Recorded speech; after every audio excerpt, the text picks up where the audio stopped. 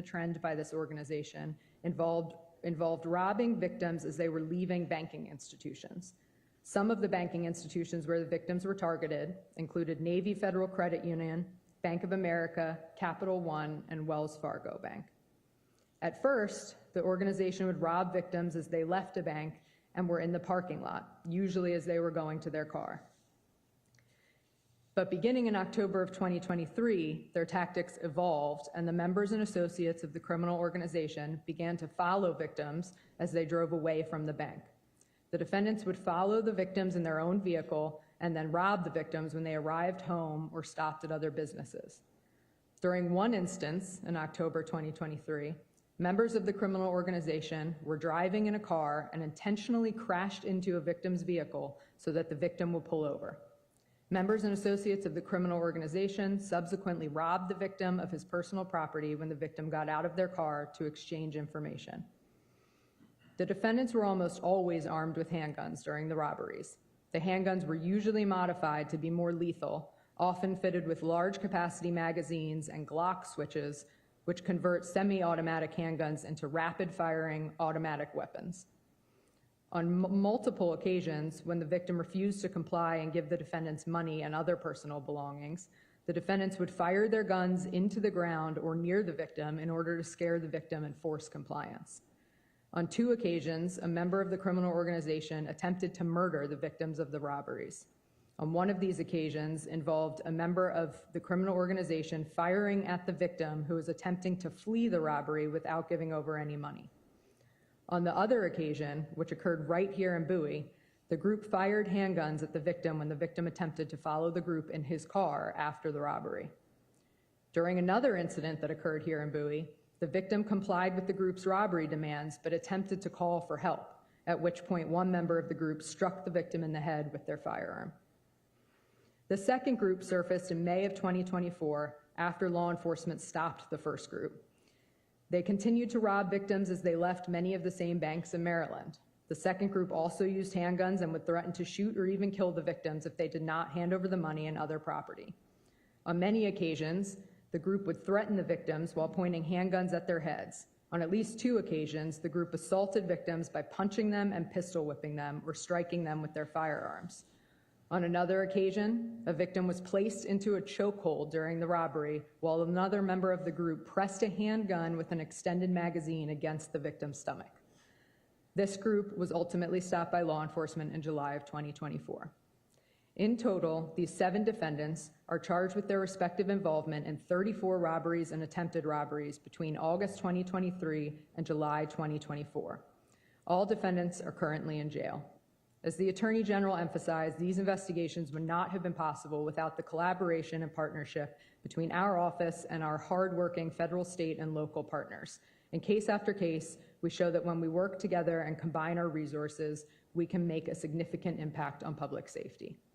I would now like to turn it over to our wonderful partner, Special Agent in charge of the ATF, Tony Crosby. Thank you, Katie. Good morning, everyone. First and foremost, I would like to echo Attorney General Brown in thanking every single one of our partners up here. We certainly could not do what we do every day without the support of our state and local and federal partners. So thank you to all of those agencies that participated in this investigation. We are here today to announce the charges against 7 defendants for multiple crimes, included attempted murder, armed carjacking, armed robbery, assault, and participation in a criminal gang. These charges stem from events alleged to have occurred over a 10-month span beginning in August of 2023 and ending last summer. The 7 individuals being indicted today are alleged to be responsible for 34 robberies and attempted robberies, stealing more than $155,000 from at least 34 victims. These individuals were operating as 2 separate groups or gangs, targeting victims leaving bank institutions. These groups would cause traffic collisions, physically assault, or point guns at people leaving banks in order to rob them of whatever currency they were carrying. ATF agents noticed a pattern occurring during the summer of 2023. and began working with state and local partners to better understand the crimes that were being committed. Once agents understood the pattern that was occurring, they used ATF technology to further investigate these crimes. In the case, ATF agents used NIBIN, or the National Integrated Ballistic Information Network, to develop timely, precise, and actionable intelligence about these firearm-related events. This information assisted these investigators in connecting, identifying, and disrupting violence through evidence-based methods. Its aim is to disrupt cycles of violence by identifying and prosecuting trigger pullers and their sources of crime guns.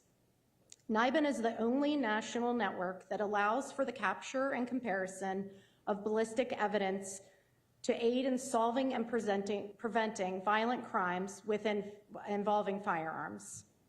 Since the launch of NIBIN, its technology has provided participating law enforcement agencies with an automated method to share research, identify, and cross-reference firearms ballistic data across a nationwide network.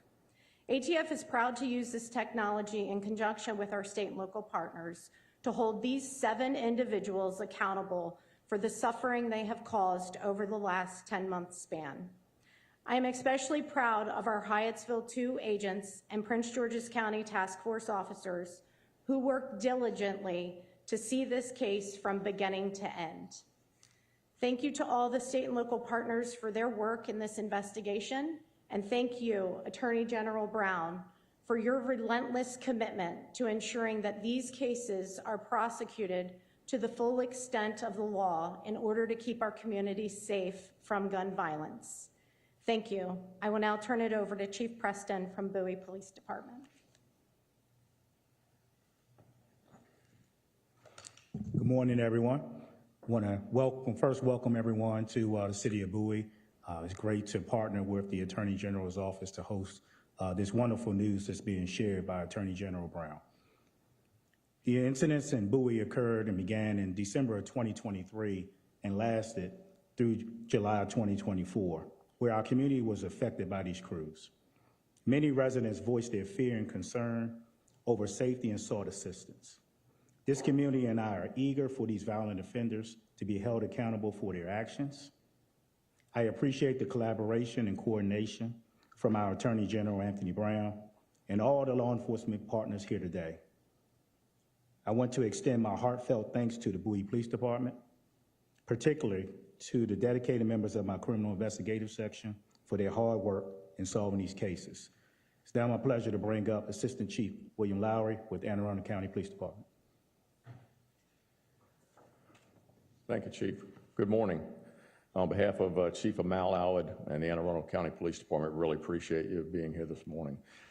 I may not be as polished as some of the speakers who've come before me. I'm a little more kind of direct, so you kind of bear with me just a second. First of all, I want to thank the Attorney General and all of our state, local, and federal agencies for working together as a team. This is what it means to work as a group, sharing, analyzing information, and working tirelessly. I'm going to talk about 3 groups real quickly. Number 1, I want to recognize the Anne Arundel County patrol officers. These officers make traffic stops every day, and they have no idea most of the time who they're dealing with. Last night, we stopped a motor vehicle that had stolen tags, 3 occupants inside. All of them had warrants, and one of them had a weapon with an extended magazine. The only thing particular about that is there was only 1 weapon in the car. Most of them have multiple. Our police officers do this every day, day in and day out. Our district detectives work tirelessly, as the ATF has already explained, on this criminal investigation, especially Detective Corey Heathcote and Sergeant John O'Connell. They were tremendous. Our strategic patrol teams, those are the ones that go out and conduct surveillance and to try to do interdiction when these individuals decide to commit these crimes. They were fabulous. Our crime analysts, especially Mr. Kevin Burke, was extremely instrumental in compiling the information in this investigation. And I know folks don't seek accolades, but ATF Agent Special Dave Cheplak was phenomenal, and Andre Vavillian.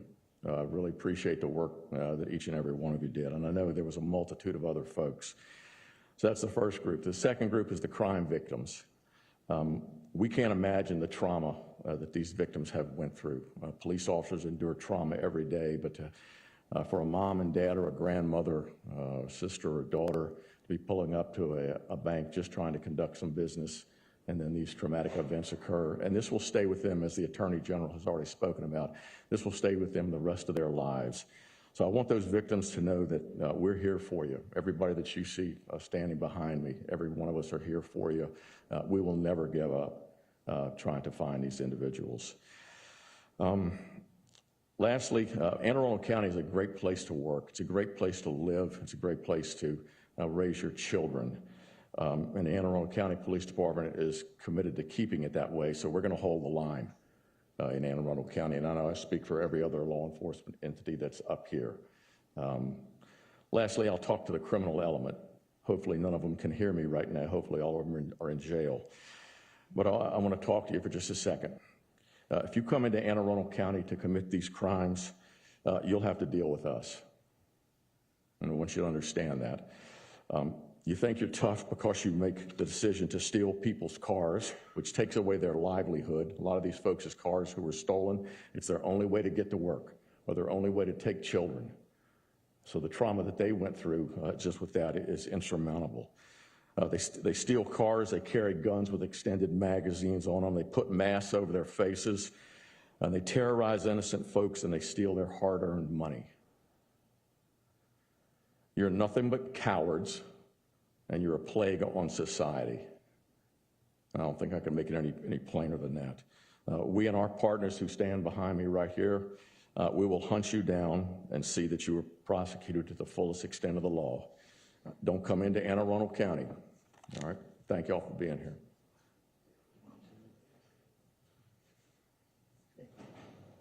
Questions? There was a pursuit out of Anne Arundel into the district, and then it was a fatal crash. Were any of these guys involved with that last July? It seemed to end this. Want to speak to it? There was a nexus. Yeah. It seemed to end this bad. Hey, Paul Halliday from the Attorney General's Office, Chief of the Organized Crime Unit. The individuals, that chase happened around the time of this incident. The individuals were engaged in similar behavior, and the association probably was mostly in terms of similar crimes, but no one in either of these patterns was involved, as far as we know, or is at least charged at this point as being involved in any of the crimes that those individuals may or may not have participated in. And none of the individuals in that car participated in any of the crimes that we charged today, or that we're talking about today. And looking up some of these guys, they have existing armed robbery charges in Howard County elsewhere. They're at the top of the list. So what you're talking about now is a completely new set of indictments, adding a gang set. That's correct. So so there is, like, one of the individuals does have a conviction out of Howard County for one of the crimes that's charged against this group. And that speaks to some of the reason why these people were stopped earlier in the pattern. So they were arrested, many of them, long before these charges actually came, while the investigation was still ongoing and the other crimes were still being discovered and investigated. So some of their convictions are related to this pattern, but most of their record is unrelated to this pattern. But there's at least that one conviction that's related to this pattern. Here's a list of 7 people that are in two different groups. Can you kind of delineate between who's in group 1 and who's in group 2 here? And then how long have all these guys been in jail now? And it sounds like several months for everybody at least. Has that time been spent just sort of connecting to all these different incidents, or what else has been going on with them yet? All right, that's a fair question. So my understanding is that there are copies of the indictments that are available to be distributed. That will clearly lay out who's charged in each pattern. And the indictments do include sort of a factual recitation of most of the events. So that'll help answer the questions as to who was working together with who and what incidents they were at least alleged to be involved in. And yes, at this time, all of them have been arrested.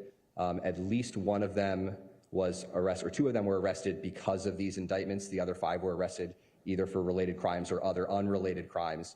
Some have been incarcerated since the fall of 2023, and some were arrested later in 2024. But some of them are serving sentences. For example, the individual convicted in Howard County is serving a sentence at this point, while also serving pretrial detention for other cases. But most of them are serving pretrial detention either for this case or for some other case. And then a few of the individuals that were charged for cases that are now included in our indictment, but have served the majority of the time up to this point for pretrial on other charges that are now included in our indictments, either in Prince George's County or Anne Arundel County, for charges that were charged before the full pattern was completed. Attorney General Brown, Chief Lowry set a strong signal.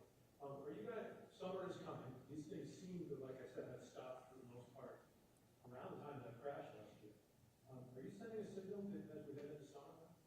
Well, let me say that, we don't, seek indictments and prosecute for the purposes of signaling, right, and sending messages, although our actions certainly convey that, as the chief mentioned, as others have mentioned, and in fact, we've got so much law enforcement here today that we take this stuff seriously. And every season of the year, if you're going to perpetrate crimes and offenses against Marylanders, then we're going to use all the resources that we have available from the street to the courthouse to investigate and prosecute individuals. So whatever messages people take from this, they can take.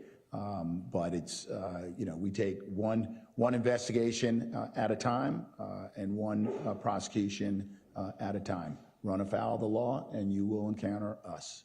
Well, kind of piggybacking off that, is there a concern that, there might be copycat groups that, take on these same tactics, and is there anything being done by law enforcement to address that possibility, patrols, things like that? So I'll let law enforcement, whoever wants to answer that can do that.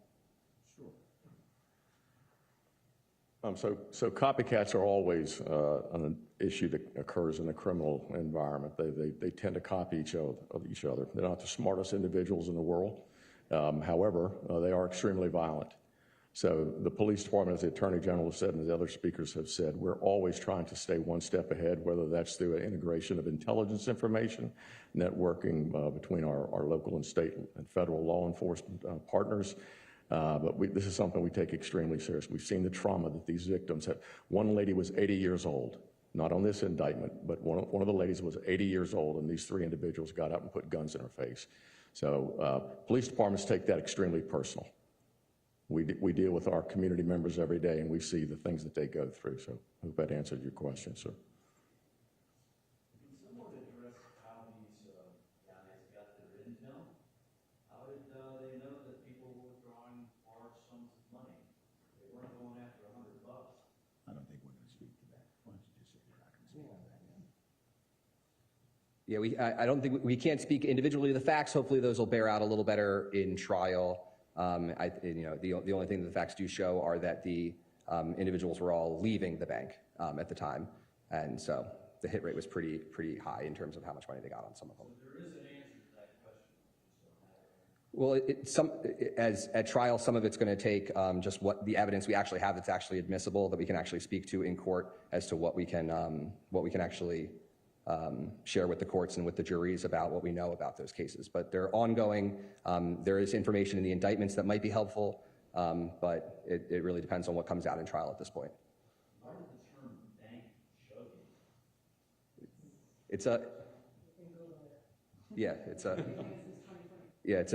It's a historical term, I think, but it's been it refers to taking a person's basically the bag of cash that they're taking away from the bank with them. And taking that from them. Yeah. Is there anything that you recommend the public do in order to kind of keep themselves safe for certain, like, for instance, where these events may have kind of happened towards the end of the week, during days, or certain days of the week that they were more active? So in that case, what are some things public can do to keep themselves safe? Sure. The message that we always send to the community is always to be aware of your surroundings and pay attention. Most people know, look for things that are suspicious and don't look right, or things that be out of place, and be aware.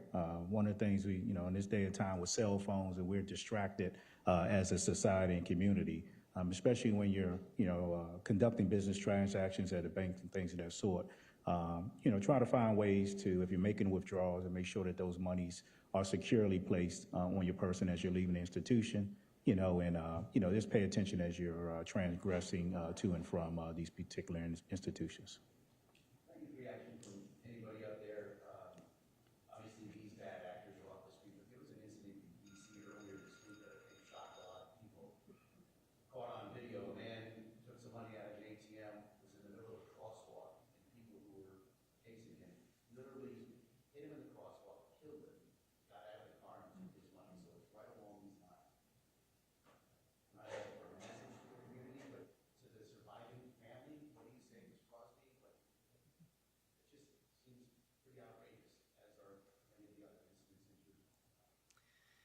I would have to agree.